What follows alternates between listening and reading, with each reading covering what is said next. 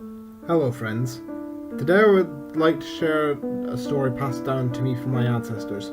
As horribly cliched as that line may appear at first, please hear me out.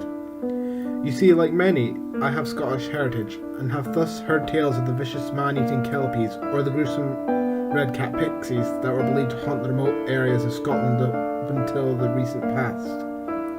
Yet I was also raised on tales from a place further north than even Scotland, a remote area known as the Shetland Isles. Although belonging to Britain, the islands have long seen itself as a unique place, which is in many ways as Norse as it is British, the result of Viking settlement in the days of old. It was from these Norse warriors that the Shetland Islands gained the Trows, a creature not unlike the troll of legend, but often confused with the goblin of troublesome imp. The story I was told as a child is by no means the traditional tale of Trows, so those who are purists of folklore may wish to stop reading now, as what I am about to share is a family story rather than what the Shetland Islands believe as a whole.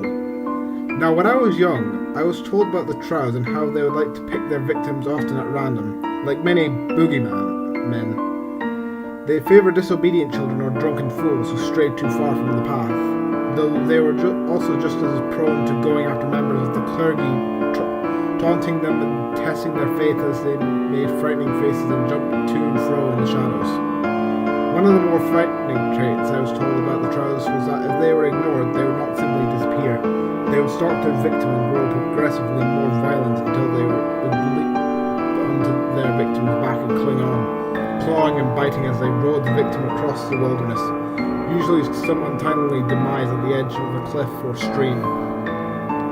Often I would stay up at night as I envisioned these hobgoblins dancing in the wilds that surrounded the house me and my family lived in at the time. For those of you who are unfamiliar with the landscape of Shetland, it is a very flat place filled with moors and small hills, which spread for miles. Most of the land was still as wild as it was when the Vikings first set foot on the isle, and as such a child's imagination truly went wild. Recently I heard an interesting theory on the Trows and other goblins of the wild, that they are somehow the ancient inhabitants of the Shetland Isles, driven into hiding and emerging at night to steal and raid.